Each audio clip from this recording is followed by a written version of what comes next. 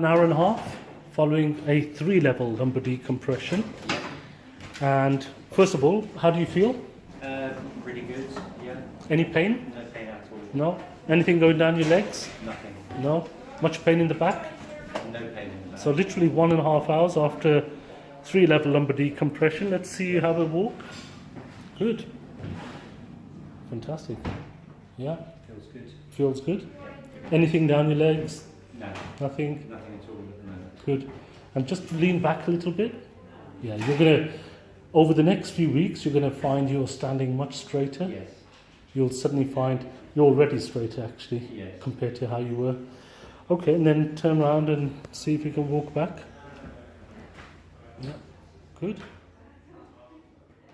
That's great.